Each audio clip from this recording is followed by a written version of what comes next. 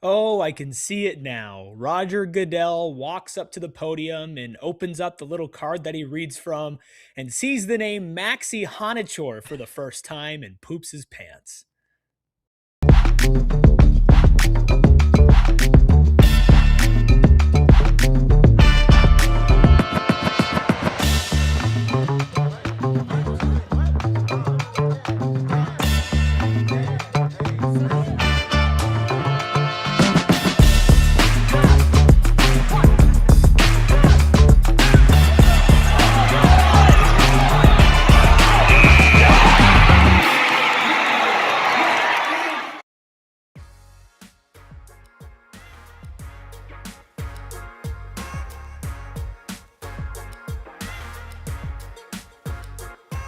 Happy Tuesday and welcome into the PHNX Sun Devils show. I'm Anthony Totri, joined as always by the lister himself, known by most governments as Erik Ruby. We've got Leah Merrill behind the Mac for the first time in a long my once-a-year appearance on PHNX Sun Devils, usually during Super Bowl week for many reasons. Welcome back, Leah. Hit that like button, hit the subscribe button, and drop a 5-star review wherever you get your podcast. The Green M&M, Parker, Emily in the chat. We've been telling you now for weeks, smash that subscribe button. Less than, I want to say, 400 subscribers away. I think it 355 last I checked. 50K. 50K here on the PHNX Sports YouTube channel. So again, smash that subscribe button if you're not already subscribed. Ben in here as well. Rubus, we missed you on yesterday's show, but we are so glad to have you back joining us. Yeah, it always sucks missing a show, especially one like that. And looking forward to some big things going on later this week that you were teasing in the Discord. Won't say anything else. But yeah, for some reason, Super Bowl week at PHNX is always like a huge week, even outside of the Super Bowl. Like NBA trade deadline, some good stuff cooking up over here. Like it's always so packed. So you gotta make sure you're subscribed. Check it all out. Don't miss anything. Absolutely. It's a lot of fun. And today we're going to be having a lot of extra fun because we're going to be talking about the 2026 NFL draft. I know it's still several months away, but now that all of the Shrine Bowl, Senior Bowl, the Popeyes Bowl, whatever, now that it's all behind us, you've got the NFL Combine here in a couple weeks. And then really after the Combine, you of course have those official visits, you got some private workouts, and then you have the NFL draft in April. And after the Shrine Bowl, after the Senior Bowl, there have been a lot of discussions on social media about potential Arizona State Sun Devils landing in the first round, not named Jordyn Tyson. So I want to spend today talking about whether or not the Sun Devils could break a program record, and that would be having more than 2 players selected in the first round of the NFL draft. The record is 2. So we're going to talk today about potentially 3 Sun Devils that could land in the first round of that 2026 NFL draft. And before we get into the ifs, the maybes, let's talk about a lock. Let's talk about Arizona State wide receiver Jordyn Tyson. Obviously didn't participate in the Shrine Bowl, didn't participate in the Senior Bowl. Doesn't really need to. Didn't need to participate in those bowl games, those exhibitions, whatever you want to call them. Although, Erik, yesterday I caught up with Fran Duffy, ALLCITY Network's very own NFL draft expert, and we were kind of going back and forth on Jordyn Tyson we agree he's a lock, but where he's at now, given the fact that he's dealt with so much injury over his college career, missing a number of games throughout his tenure, not just at Arizona State, but at Colorado as well. Potentially somebody that needs to participate in the NFL Combine and not participate in just like drills. But we're talking, Fran believes that JT should participate in everything, 40-yard dash, everything at the pro day that Arizona State is going to have, or the Big 12 pro day, simply because durability is still potentially a little bit of a question. And in Fran's mind, him going out there, participating in all those things, showcasing to everybody that he is 100% healthy and he's all about ball, could be the best thing for his draft stock. Again, a first-round lock at this point in time. It's more so of, is he a top 10 guy? Is he 10 through 20? Or is he somebody that slides to the back end of that first round? What say you, Rubus? Does he need to participate, you think, in everything related to the combine? Did you say that he didn't? That what?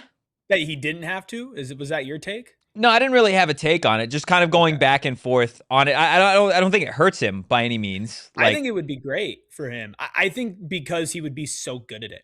I remember when we were at Big 12 Media Day, and I forget who it was talking about like Jordyn Tyson's bench and how much that he benched. He's like benching the same amount as like linemen.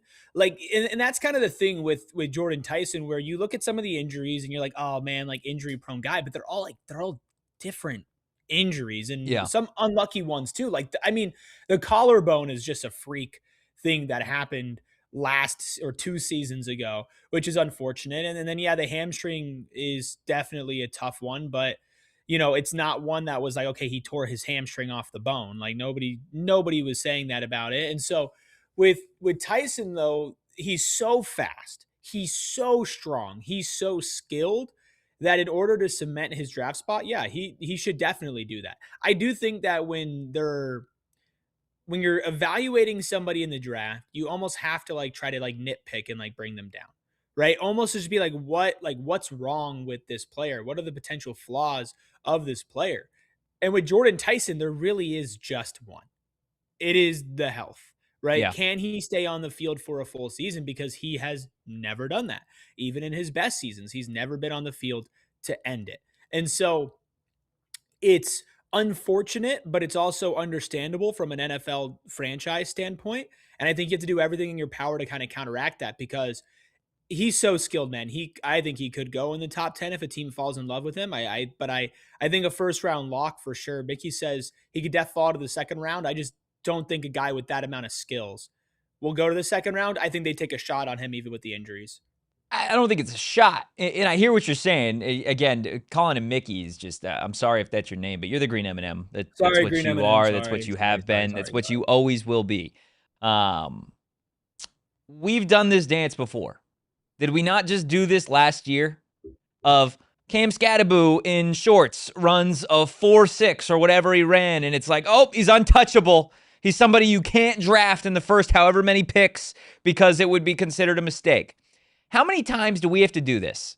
Where it's like, okay, football is played in shoulder pads, it's played in a helmet, it's played in cleats on a 109, 111 yard field, if you're counting the end zones, right? Go watch what Jordyn Tyson does on game day. Point blank, period. Do you need to see anything else?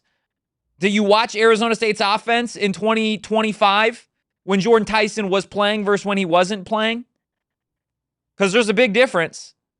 Jordyn Tyson has the skill to be the best wide receiver in this draft.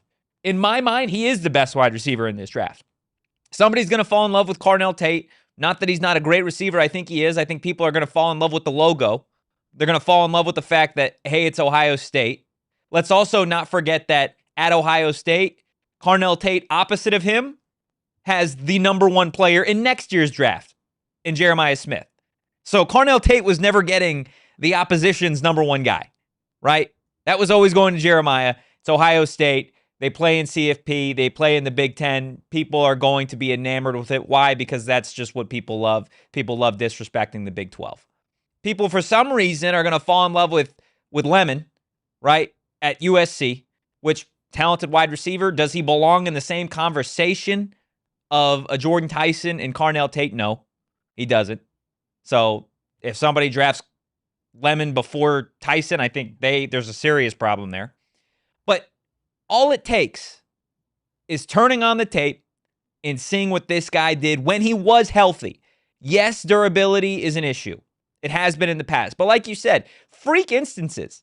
These aren't necessarily like somebody who overly sprains an ankle or somebody who, has issues with his hands, right? This is somebody that destroyed his knee as a younger player at Colorado, took pretty much an entire year to rehab it, came back better, broke his collarbone in the fourth quarter of a game that was already over with, freak incident, and then had a hamstring injury.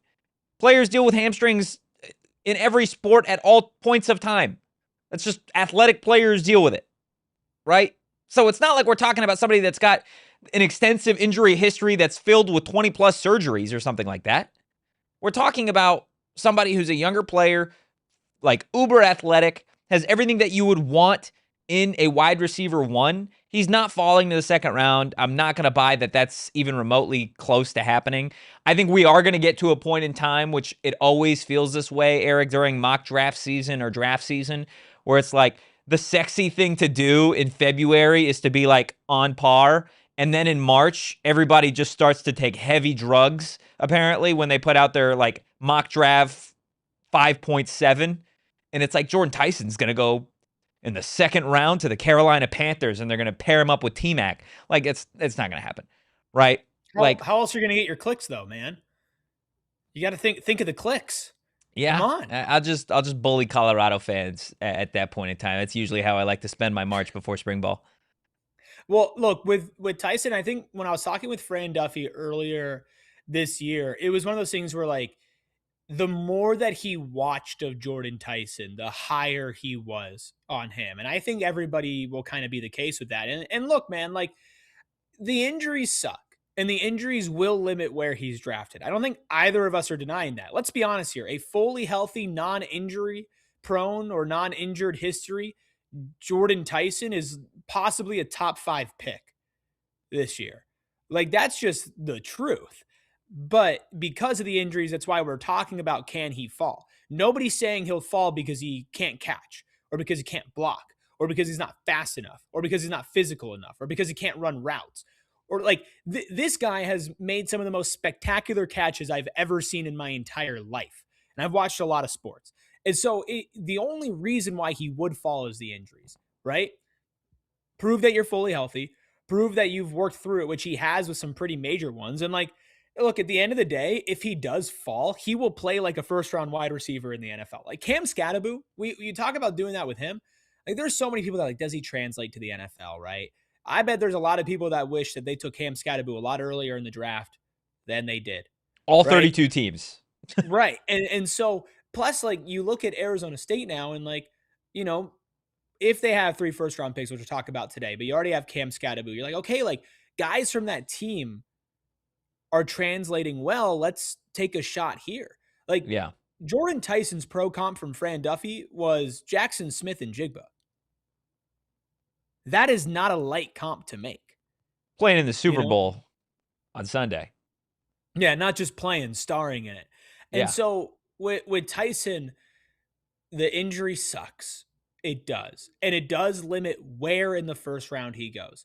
I would just be shocked if a team in the late teens, early 20s was sitting there and was like, crap, we didn't expect Jordyn Tyson to be here at this pick. We're going to pass up on him because of the injuries. I just don't see that. I just can't see it. And maybe I'm ignorant, but I just don't see it. There are some teams I don't see him getting by, given how wide receiver needy that top 10 is, right? And again, we'll get into it later, as in like April, of like, hey, where does this guy end up? But like, just scratching the surface, teams that could use a wide receiver in the top 10, the New York Jets, the Cleveland Browns, the Kansas City Chiefs, potentially, right? And I don't know if they're top 10 or if they fell just outside the top 10. Tennessee Titans, right? If the Raiders opt to move back in the draft, it's a team that could use a wide receiver. Like the Saints could use a wide receiver. There are a number of wide receiver needy teams that I think it's similar to what normally happens with quarterbacks, right? And this is getting much deeper in the draft, but like every year, again, around this time, in those same mock drafts, it's QB goes 1 overall, and then it's like the sexy thing to do is like QB goes number 9 or QB goes number 18. That never happens, right? Quarterbacks are the cream of the crop if they are there. There isn't a second quarterback, I don't think, worthy of a first-round grade in this year's class. So Mendoza goes 1, and instead of having the run on QBs that you normally have, there's going to be a run on other high value positions. Wide receiver, I think, being one of them, given the fact that there is a little bit of a drop-off from the first 3-4 guys to the rest of the class. And again, just my personal opinion. Jordyn Tyson's a lock to be a first-round pick. I think if he makes it past 15, something terribly wrong has happened. And there is going to be an NFL fan base that gets Jordyn Tyson, Erik, that is just going to be absolutely elated with the talent and the player and the person that they end up getting on that roster, because we watched it over the last couple of years in Tempe.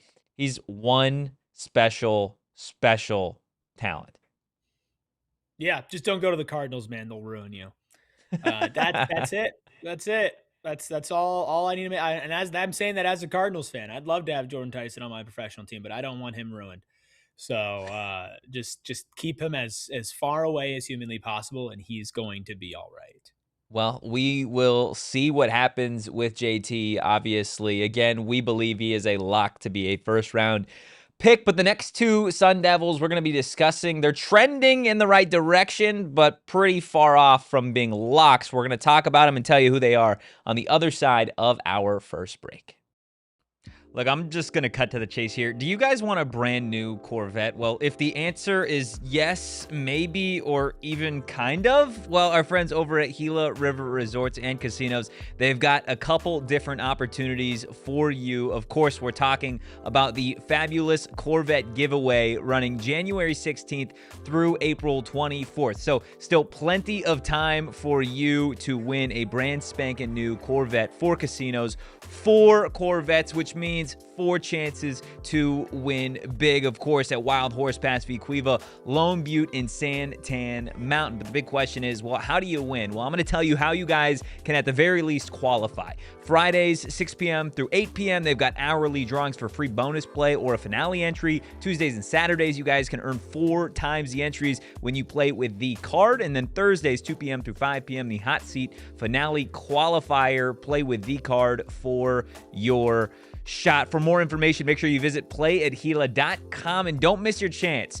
to accelerate into luxury. Play, earn, and win at any of their 4 casino locations.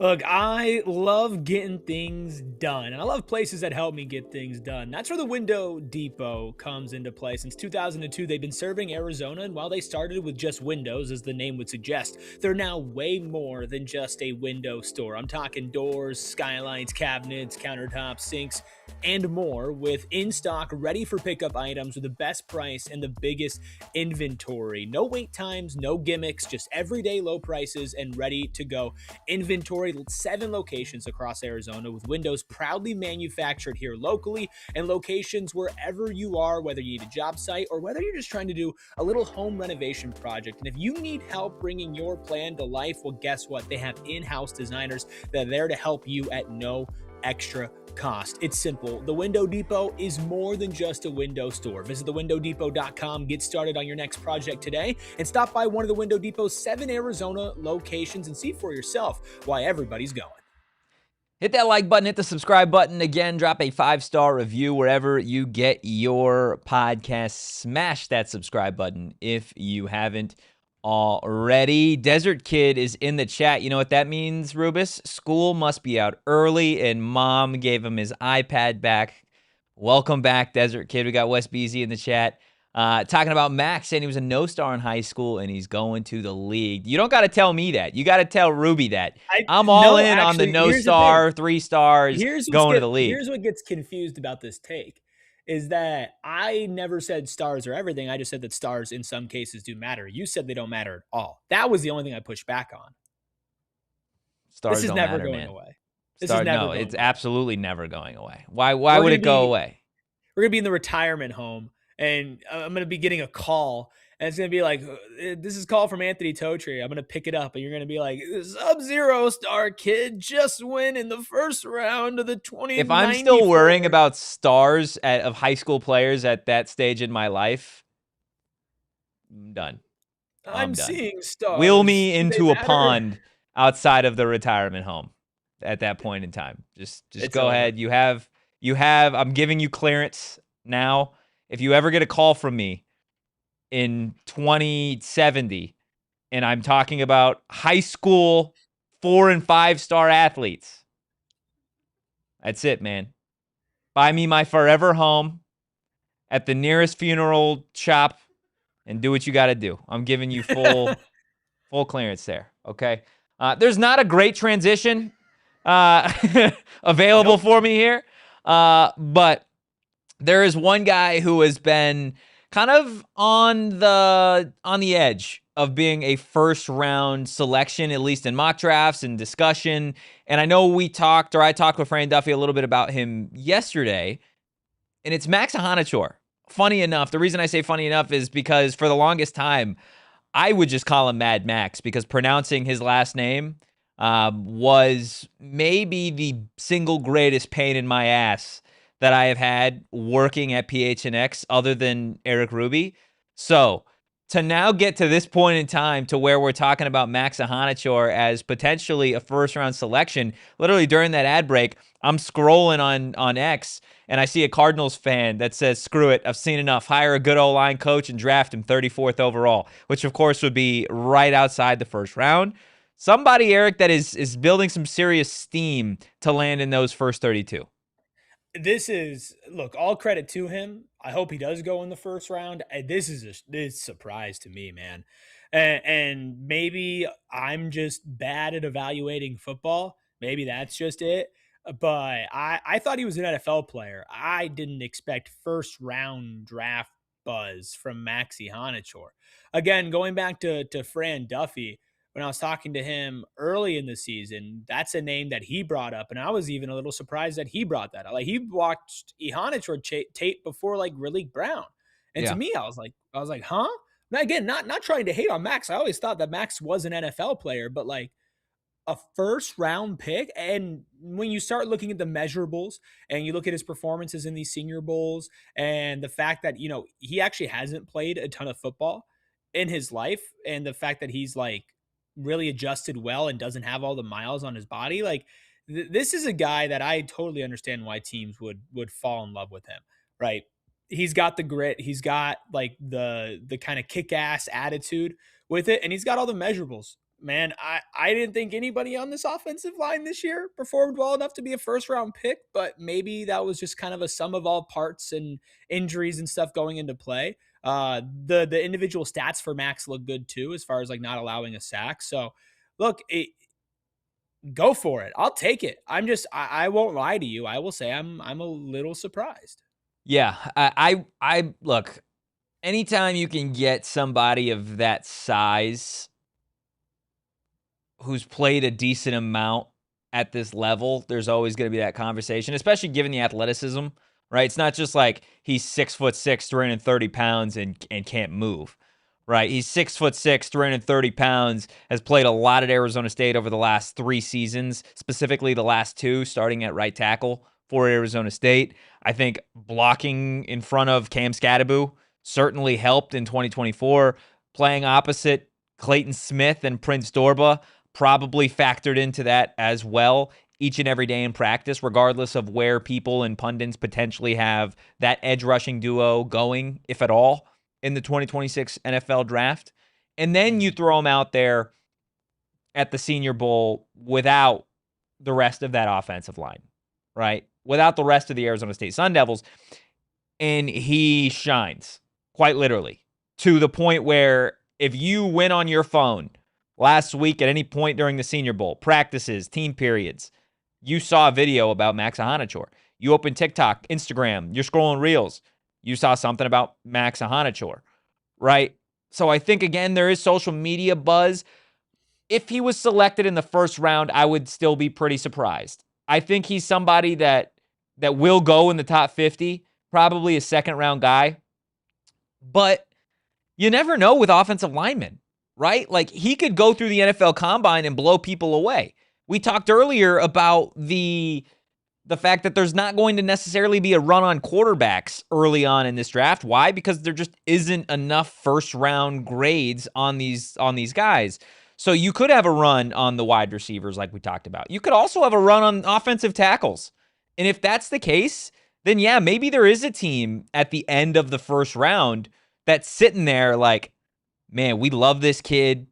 He tested well, measures well, and we don't have another pick for the next, till next round at the back half of that second round. So maybe they do reach a little bit on a guy like a Max Iheanachor. And Fran Duffy told me yesterday, he said point blank, I've seen worse guys go in the first round, which is true. Like, there are certainly less talented, less athletic offensive linemen specifically that have been drafted ahead of Max Iheanachor. The question for me now is like, how much stock do you put in like Senior Bowl, Combine versus the sum of all parts at Arizona State last year, right? And this is obviously a much tougher position to judge, I would say, when it comes to individual talent, because it is such a team-based unit right along the offensive line. And let's call it what it is. The offensive line overall in 2025 struggled just a little bit, right? Mm-hmm. Putting it lightly, and injuries, quarterback play calling, there's so much that goes into it. But there does, in my mind, have to be a little bit of like a balance of like, okay, like the offensive line in general was kind of as a unit in 2025. They were great in 2024, played above expectation. Max was a big part of that, right? So do we just kind of have like 2025 as like a throwaway? I mean, maybe. I don't think it's necessarily a throwaway, but again, it is such like a sum of all parts evaluation. And his individual statistics for last season were good. Like, he held up his own, right? And maybe watching all these games and watching all the penalties and all the bad moments the offensive line had kind of blinded a little bit how good Max was. But you're right, when it goes to the year before, like, that offensive line was killer, and he was a huge part of that. So he's got everything that I think that a coaching staff would want. I've seen a lot of like, if he's going in the first round, it's the 32nd pick, right? Or the 31st pick. I actually saw one where it was him and Keith back to back, 31st and 32nd, with the Iheanachor going first, which is again something, if you told me 6 months ago that Max Iheanachor would go above Keith Abney in the draft, I would have been like, what?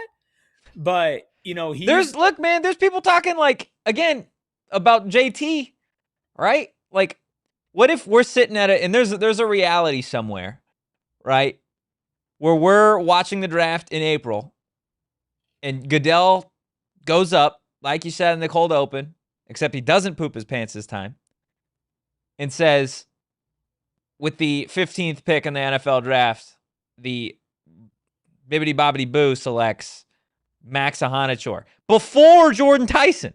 There's no way he says Iheanachor. Give me a prediction. Give me a prediction. There's a pronunciation guide. They definitely give him a pronunciation guide. Dude, he's still going to mess it up. How do you think Roger Goodell's going to pronounce Max Iheanachor? Max Iheanachor. He's going to get close. Iheanachor? I don't know. Iheanachor? I kind of like that one. What do you got? The blah, blah, blah select Max Iheanachor. Iheanachor. Iheanachor kind of goes crazy. It's kind of like a Pokemon attack. Use a Iheanachor. Whatever the hell you said. Don't get me started on Pokemon, man. Yeah. I know. It's part of the pain in the ass stuff. Wes Beasy in the chat says, development. Coach Saga, Coach Barrett, and Coach Miller know what they are doing, and it shows. Yeah, I mean, it would certainly benefit the Arizona State offensive line, like in terms of recruitment, if they're able to get Max Iheanachor into the first round of this 2026 NFL draft. Right, we talked so much about Hines Ward, and obviously he did a ton. Right, part of it is JT himself, and the other part is certainly your position coach and the offense as a whole. But like, if Iheanachor does go in the first round, then yeah, I think there does need to be a serious conversation of like, why did the overall unit not play up to standards, right, in 2025? And B, like, is this just like the next step in Arizona State branching out and developing as a program to where, like, if I told you 4 years ago Arizona State is going to have a first-round receiver, a first-round offensive tackle, and a first-round corner, you would say, what the hell? What are you smoking? Right? And there's a real chance here that happens. So there does need to be some talk of, like, okay, Coach Saga needs to get his flowers too, given what he's been able to accomplish with the talent and tools that he's been given. Because Max Iheanachor was playing JUCO football before coming to Arizona State. Somebody that didn't even really, like, learn the sport until, what, half decade ago? Or, like, at least play the sport till, like, a half decade ago? And now we're talking about him being one of the top 32 players in the 2026 NFL draft. It's crazy. People are calling him the Kaman Malawach of offensive line prospects. Ton of talent and potential. Hasn't played a lot of ball, but he's going to get there. Yeah, man. Look, if ASU can get 3 first-round picks, and we'll talk about Keith here in a second, right? But if they can get 3 first-round picks, I know that some brains will go towards, like, oh, well, why did the season go the way that it went if you have 3 first-round picks? I don't think is that your Desert Kid impression? No, he's definitely less articulate than that. I don't think that's where the conversation goes, though. I think it goes to Arizona State is beginning to produce NFL players, and to have 3 first-round picks. Yeah, okay, what happened? Well, look, there's maybe not a fully correct, but an easy excuse of injuries, right? Sam Levitt goes down. Jordyn Tyson goes down. Ben Coleman goes down. You don't need me to list off the things as the lister, because we all know exactly what the hell happened. And we all know that wasn't the only reason why this team underachieved what their expectations were this year, but it certainly was a big part of it. I think that's that conversation. If you go and you say, okay, I'm a 16-year-old kid who has NFL aspirations, and I'm watching the NFL draft, and I see Jordyn Tyson, top 15, top 10 pick, Keith Abney, and Max Iheanachor, end of the first round, and they all say Arizona State University at the end of it. Well, okay. If I'm a local kid, right? You spent last show talking about local. If I'm a local offensive lineman, and I see that Max Iheanachor is a first-round pick in the NFL draft, whoa. Okay. Because, like, that's the thing with the team success 2 seasons ago. I keep on saying last season, even though it's 2 seasons ago now. Like, you didn't see a first-round pick from Arizona State, right? Like, you saw scat, and then you saw a bunch of guys either go late or be undrafted free agents and, have yet to kind of make their way into the league. There's a big difference with what that could happen this year. And as much as on-field success at the collegiate level means a lot, it also means a lot when you're watching the NFL draft, when you're watching the NFL, to be like Jordyn Tyson, Arizona State University, like Keith Abney, Arizona State University. So if they can do both of those, it should just be, it should be a very big boost to maybe potential recruiting. Green M&M, that is a very, very hot take. Z-Man saying exposure and proof of development. Yeah, it's literal marketing on the NFL's biggest stage for college athletes. So yeah, it would be massive for the program. It would be massive, obviously, individually for these guys.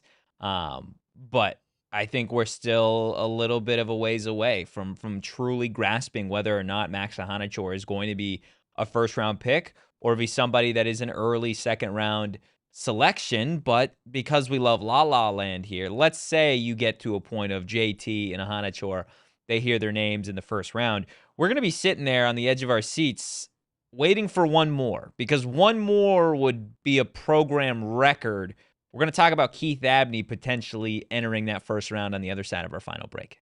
Look, a bunch of our partners here at PHNX, they try and help you save money, or they give you chances to actually win money. But today, we're talking about a partner that's got a spot for you to put all of those savings, or again, maybe some of those winnings. Of course, we're talking about Mountain America Credit Union, their My Style checking account. It's not your average checking account. It's got built-in benefits and perks just for you, including restaurant deals, mobile phone protection, telehealth access, identity protection, loan rate discounts, offers on travel and events, and more. Make My Style your lifestyle at Mountain America Credit Union. Plus, Mountain America Credit Union going the extra mile supporting Arizona State. So if you're a Sun Devil fan, maybe look to Mountain America Credit Union. Make sure you visit macu.com/mystyle to apply. Insured by NCUA. Membership required based on eligibility. Some benefits require no cost registration/activation. Terms, conditions, and exclusions apply. Look, if you haven't gotten a Brandon Bills hat by now, I don't know what to tell you. What are you doing? Especially as an Arizona State fan, they have so many different options. I wear a bunch of different ones on the show, and that's just scratching the surface to what Brandon Bills has to offer. Not just do they have snapbacks, truckers, fitted, beanies, or tees, but everything that you buy from Brandon Bills has you covered with performance and style. The best performing, the best feeling, the best made hats that I own, they're all branded Bills. Plus, they have partnerships with ASU. They're also a partner with the Phoenix Suns. It's like they're talking to me and a lot of you specifically. And you can also get your own custom headwear as well. We have PHNX custom headwear you can get on our locker. And if you have your own small business, a fantasy football league, just a logo that you want made into a hat or a t-shirt or a beanie, whatever it is, Brandon Bills has you covered. And right now you can head to brandonbills.com. Use code BBPHNX for 15% off your first order. That's brandonbills.com. Code BBPHNX for 15% off your first order. Hit that like button, hit the subscribe button again, drop a 5-star review wherever you get your podcasts. Okay, Erik, fast forward to late April. Jordyn Tyson off the board. Max Iheanachor off the board. And you turn to me and we lock eyes and we say, is this the moment? And Roger Goodell comes up and says, that's right, Keith Abney is the 32nd pick in the 2026 NFL draft. I know that's exactly what you were thinking that I was going to say there. Keith Abney has been a phenomenal player to watch and grow. Literally, when we started this podcast, Keith Abney was on the show the day he committed to Arizona State and signed. And now we're talking about him as potentially a first-round draft selection in the 2026 NFL draft. A, that makes me feel old as shit. 2, the development that he has been able to undergo over the last several years in Tempe has been wild to see. Somebody that put it on tape the last 2 seasons, Erik.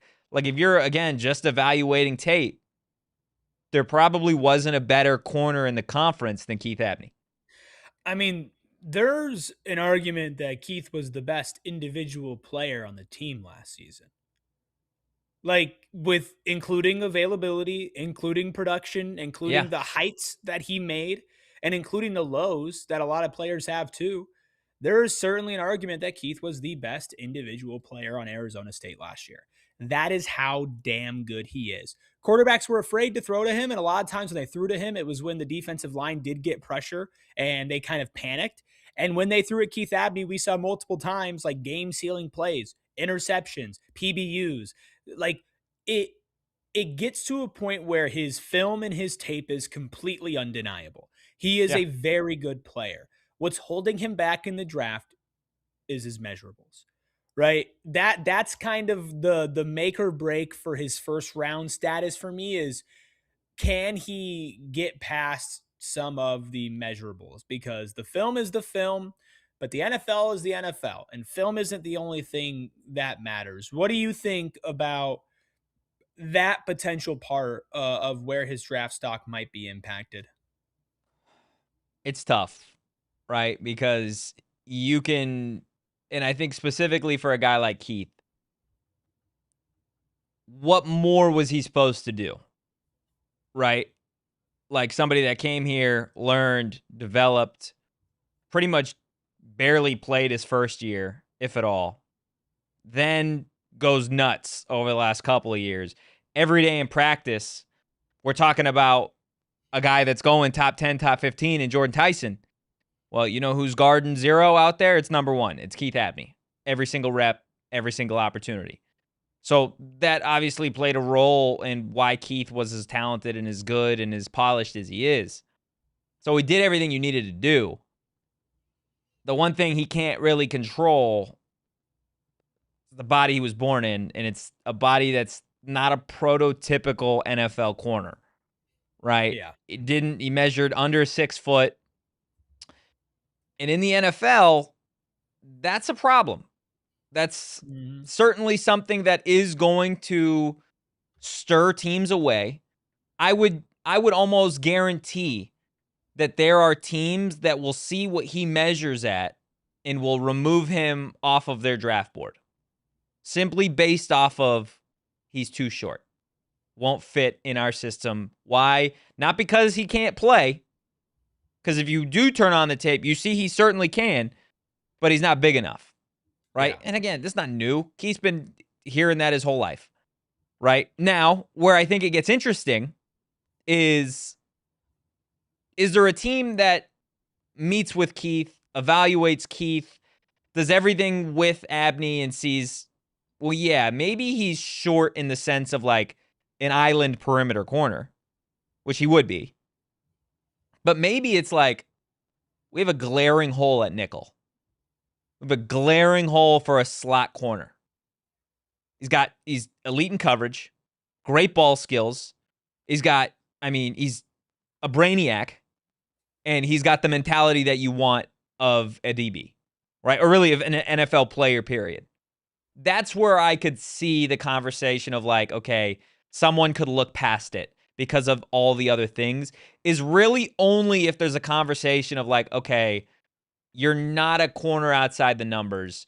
You're more of a slot type of corner based off of your size. That's where I could see a first round selection. Yeah, I mean he's so good. And he doesn't play like he's 5'9", right? Like he No. just doesn't. When you watch him play, you don't think that guy's short, right? Like maybe every once in a while, but like he's covered very tall wide receivers, but at the end of the day, like we talked about it with ASU's incoming, defensive backs classes, a lot of them are bigger guys. Like that's Yeah. just kind of where the game is trending. But Damon Allred put some of these stats out there for Keith Abney, just talking about how he should be a first round pick. Led all DBs in coverage snaps without a touchdown allowed this season at 458. Had the fourth best NFL passer rating against at 46.1 out of 71 DBs with 400 plus snaps. So we're talking about literally one of the singular best in the country. Also 5 interceptions and 21 passes defended since 2024, which both lead ASU. Like somebody's going to fall in love with the idea of Keith Abney on their team. And they're going to be like, oh, you can fit. But is that enough for him to go in the first round? If he was 5'11", if he was 6 foot, I think he'd be a first round, not lock, but like way heavy in the favorite. I think it's like a 50-50 chance right now that if there's a run on DBs early, and somebody goes, well, damn, this guy's just kind of got everything. We're just going to trust that he could fit into the system. Like, let's just take a shot at him at the end of the first round. I could see that happening. I don't know how far he drops though outside of the first round because of just how good everything on tape is. So if you had to make your prediction, Alan asking how tall he is, he's listed much taller than what he's actually, but so is every single Division I athlete. Actually, every athlete ever is given about 2 inches off the top of, if you're 5'10", now you're 6 foot. If you're 6 foot, you're 6'2", right? Diego Pavia measured in at whatever bowl he was at. Somebody who's listed at 6 foot on Vanderbilt's team website on the roster measured in at 5'9", right, as a quarterback. So whatever their heights and weights usually tell you, there's some tomfoolery going on across athletics when it comes to that. And then you get situations like this, right, where you can't really outrun these. So he was listed at 5'9". Again, somebody that plays bigger than that. I think it was Chris said it earlier. He's a willing tackler. Somebody that is not afraid of contact, which is something you certainly want in a DB, especially a nickel, right? What's your gut tell you? April rolls around. We're going to the NFL draft. Jordyn Tyson, Max Iheanachor, Keith Abney. What round are we getting each one of these guys in? Jordyn Tyson's first round pick. I'll be shocked if he's not. Max Iheanachor is a surprise riser day of the draft, goes in the 25 range. Wow. After a run on offensive linemen. I think Keith falls on the day of the draft, goes near the middle back end of the second round. Okay. I like it. I think JT's a first round pick. If he's not, I'll turn off the draft. I don't care. I'll turn it off. I won't watch it again. I think Iheanachor could sneak in. I think if I had to say today, I think he is one of the first 5 players off the board in the second round. In all likelihood, that's just what my gut tells me. Because again, it's my gut, not my jellies. Very different. Okay, very different. Keith feels like a end of second round, early third round player based off of the height.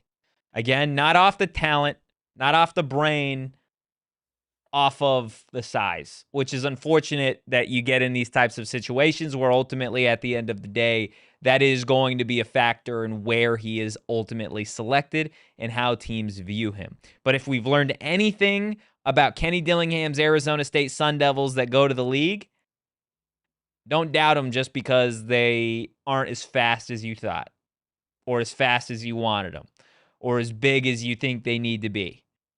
Because Cam Scadaboo ain't that tall. He ain't that fast. But he's a bad mofo. And he put that on display when he was healthy for the Giants last year. He's going to do it again this year. And I think he's a walking example of what an Arizona State Sun Devil can be when given an opportunity. And I think, again, Keith Abney is certainly going to make the most of that opportunity, as is Max Iheanachor, Jordyn Tyson, Keyshawn Elliott, Ghost Rouser, Jordan Crook, all these other guys that we didn't necessarily talk a ton about today that are going to the NFL draft, but in reality, they aren't going to be first, second, or third round picks, right? Those are guys that we could see go undrafted and land as undrafted free agents, 7th round picks, 6th round picks, 5th round picks, whatever. This is going to be a year where I think there are a lot of Arizona State Sun Devils that find their way on NFL rosters, and they're going to prove some folks wrong. But I want to wrap up today's show with a little bit more of a forward-thinking thought. Because we did this a lot last offseason around this time of like, okay, Sam's coming back. JT's coming back. Alford's coming back. Elliott, Smith, Dorba. The gang's getting back together in 2025. And we said, and we sat here saying, okay, who are the first-round guys? In agreeance, Tyson, Sam Levitt. 50-50. Like, those are Hall of Fame numbers for us, Rubus. Like, 1 of 2. We'll take it. First round, okay? So here we are, February 3rd, 2026. In April of 2027, who are we going to be talking about? Which Arizona State Sun Devils are we going to be saying, these are your first round Devils? I mean, O'Marion is eligible after this year, right? Yep. Yeah, O'Marion Miller, he's going to be up there. Reed Harris, he's going to be up there. Those are, I think, your 2 top-tier guys for 2 different reasons. Defensively, man, I think it's harder to pick besides CJ Fight. Like, CJ Fight is like, okay, for sure, he's going to be up there. Could, if he plays really well, get to that point. I think he's got a long way to go from a reputation standpoint to be considered a first-round pick. Other than that, I don't know who's got and maybe I'm just completely missing somebody who's got like that. Okay, they're going to be a first round pick feel about them. I've got potentially, I'm going to go 3 names here. Okay. O'Marion. Yeah. I think if he blows up, first round guy. Reed Harris is an interesting one because he is somebody that could technically come back even after next year. But if he has a giant year, I would not expect that to happen, right? I find it tough to be in a situation where realistically we're going into the 2027 draft saying Arizona State's going to have 2 first-round wide receivers, right? I think there's a world. I think they're both like talented enough for that. And then Ashton Stamps. I think Ashton Stamps is somebody to keep an eye on going through the 2026 season as a potential first-round type of talent. Somebody that's played a lot of college football, has got the exact size that you would kind of want for a true CB1. We'll see what he puts on tape at Arizona State this year after not playing a ton at LSU. I think he's somebody sneakily to keep an eye on this time next year of a conversation of like, there's your guy. There's your first round defensive player. I think Lyric Rawls. I know somebody, Z-Man in the chat throwing in Lyric Rawls, CJ Fight, Owen Long, all a bunch of names to watch. This year, again, Lyric Rawls, a veteran safety. Owen Long led the nation in tackles last year, and then CJ Fight is just the anchor of this Arizona State defense, specifically that interior. So I think those are all certainly some names to keep an eye on as we kind of move along way ahead of the 2027 NFL draft. But let us know in the comments, do you think Max Iheanachor and Keith Abney are going to land in the first round of the 2026 NFL draft? That is going to do it, though, for today's episode of the PHNX Sun Devil Show. We appreciate everybody watching live, listening after the fact, or watching after the fact. Make sure you hit that like button. Make sure you drop a 5-star review wherever you get your podcasts. And make sure you smash that subscribe button because, again, we are inching closer to 50K here on the PHNX Sports YouTube channel. And Rubus kind of teased it earlier. Got a fun show. A show that you are going to absolutely want to make sure you tune into on Thursday, 1 p.m. right here, 1 o'clock in the afternoon. You are gonna want to be here on the PHNX Sports YouTube channel. An hour-long show full of fun and some great conversation. You're definitely going to want to be here. Give the show a follow on social, on X, on Instagram, on TikTok at PHNX_Sun Devils. You can follow me at Anthony_Totri. You can follow the lister, also known as Chicken Little, also known as Jose Perez, also known as the stupidest man alive, at Erik Ruby. That is Erik with a K. Leah, I haven't done this in forever. Where can the folks at home follow you? At Leah Merrill. But I want to know what my also known as are. Ooh. Farrell. That's Damon. Yeah, that's fair. True. Yeah, that is true. Do you have one? Do you have a nickname? I guess it's only fair that we It's only fair. No. I feel like I need something. Come on. You do need something. Chat, what do you got? Once a year producer? Yeah. I don't know. That's not. There's something that's got to be the one-hit wonder. Yeah, one-hit wonder. That's pretty good. One-hit wonder. I was thinking kind of like the groundhog, because nobody cares about groundhogs until it's. I mean this in a nice way. I'm about to say, damn. You got groundhogs. You got Groundhog Day, right? Once a year. It was yesterday. Yeah, this kind of feels like our Groundhog Day. Yeah. Like once a year we get Leah to produce. Or like Deja Vu, like I used to produce this show for a long time. The Deja. Help me out here, Rubus. I give you 50,000 nicknames. I got to have some help here. I literally already did. I gave the one that I said because she produces once a year, so it's the one-hit wonder. And then you're going with the groundhog.